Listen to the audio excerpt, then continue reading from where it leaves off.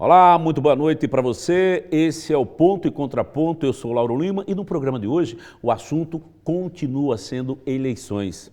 É que para quase 600 mil eleitores de Maceió, o pleito ainda não acabou, viu? Teremos segundo turno na capital alagoana.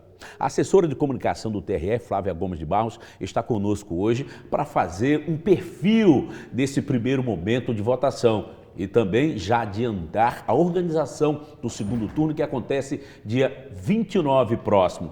Flávia, boa noite, bem-vinda ao nosso Ponto e Contraponto de hoje. Boa noite, é um prazer estar aqui de novo com vocês. Ô Flávia, eu quero começar falando das dificuldades que o eleitor teve e, em consequência, o próprio TRE nesse primeiro turno, no domingo passado. Eu já gostaria de iniciar falando sobre aquela história do vazamento de dados, né, de servidores do TSE. Em que pé anda isso? Como é que está a investigação? Se teve alguém de Alagoas com os dados vazados, como é que está essa situação agora?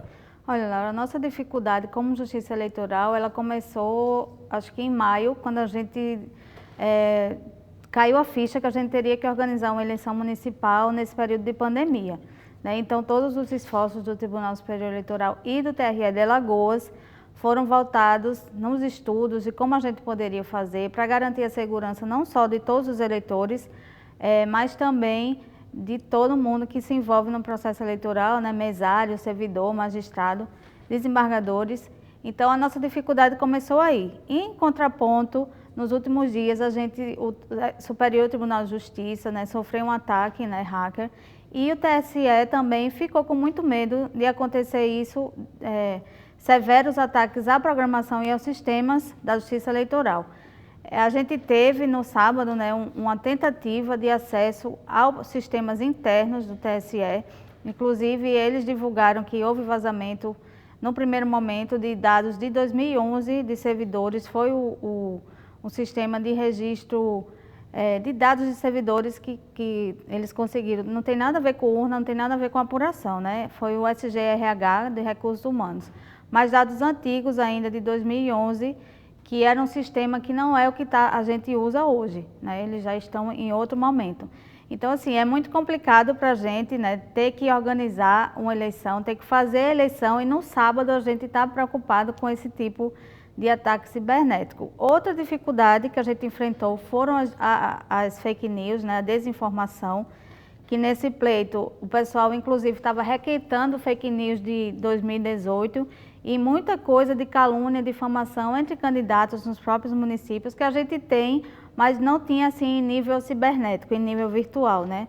Ataques à honra, ataques à dignidade mesmo das pessoas. Então, com a criação do núcleo de desinformação aqui em Alagoas, que foi o pioneiro no Brasil, a gente conseguiu, em parceria com a Polícia Federal, Polícia Militar e Polícia Civil, fazer uma investigação rápida, né, e dar a resposta aí dessa desinformação em tempo recorde, servindo de exemplo para todos os outros tribunais regionais eleitorais. Nós já temos hoje, Flávia, em relação à campanha anterior, em quanto que isso aumentou, quantos por cento de aumento essa história, por exemplo, os processos que chegaram, os pedidos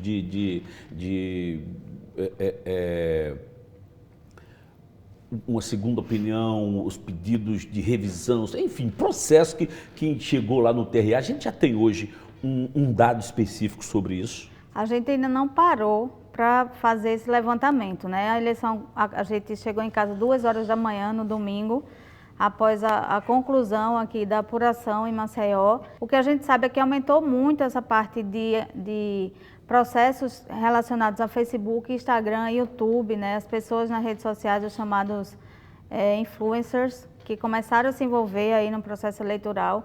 Então, vários processos do interior, inclusive punindo eleitores por compartilhar notícia falsa, por compartilhar, inclusive, pesquisas eleitorais falsas, né? Teve eleitor aí pagando 53 mil de multa pelo compartilhamento.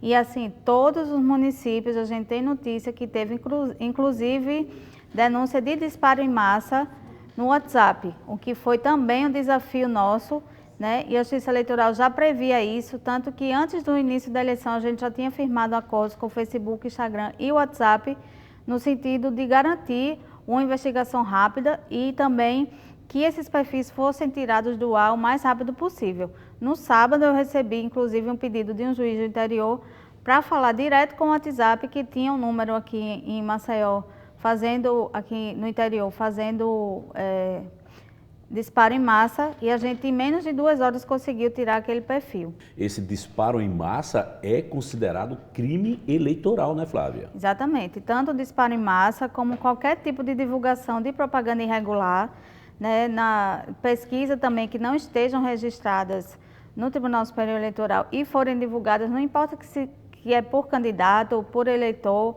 né, por qualquer pessoa, também é crime. Então, a gente sempre vê na eleição um partido fiscalizando o outro, as coligações fiscalizando as outras, e aí isso judicializa muito, né, essas questões. São parceiros da Justiça Eleitoral, porque a gente infelizmente não tem servidores suficientes para estar monitorando 24 horas as redes sociais, né, dos envolvidos na eleição, mas aí as assessorias jurídicas dos partidos e dos candidatos, elas aí nos auxiliam muito fazendo as representações para que a gente possa penalizar as pessoas que tentam influenciar negativamente o processo eleitoral.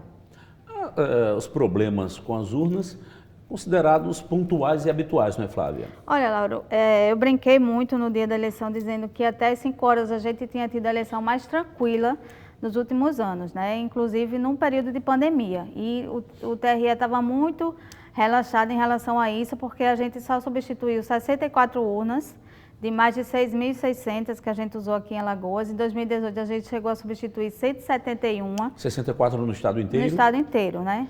A gente tinha mais de 1.500 urnas de contingência, que são aquelas urnas que são usadas quando as demais quebram. As urnas de sessão quebra, a gente substitui pelas de contingência. E só substituímos 64. Então, isso aí para a gente foi um passo muito grande, porque quer dizer que os nossos técnicos de TI já estavam preparados e conseguiram preparar esse material, esse equipamento com maestria aí nesse primeiro turno. Depois veio essa grande dificuldade, né, da mudança da divulgação dos resultados por parte do Tribunal Superior Eleitoral. E também aqui em Maceió a gente teve alguma dificuldade na divulgação, na apuração de urnas da 2ª e da 3ª zona, que tiveram problema na leitura das milhas, e aí a gente precisou pegar os flashcards originais da urna, né, não só a milha do resultado, mas aí é todo um processo. Lembrando que Ministério Público, OAB e os partidos e coligações poderiam estar lá presentes no Fórum Eleitoral, né, fazendo o acompanhamento de toda essa apuração, porque é de interesse da gente, como Justiça Eleitoral, dar transparência, né, dar notoriedade a todos os atos, para que a gente não tenha esse tipo de questionamento que a gente está tendo agora. Então, essa mudança do TSE trouxe uma demora na divulgação dos resultados, né? A gente só conseguiu totalizar a divulgação na segunda-feira ao meio-dia. Foi quando o TSE liberou o resultado para os vereadores aqui em Maceió, aproximadamente meio-dia, e isso aí está gerando uma crisezinha para a gente de imagem, mas nada que a gente não possa contornar.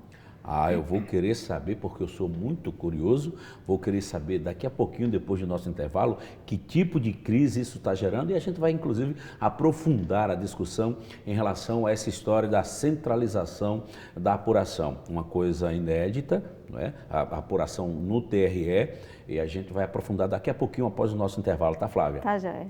Vamos dar uma paradinha, é rápido, daqui a pouco a gente volta com mais ponto e contraponto, ainda falando das eleições 2020. Até já.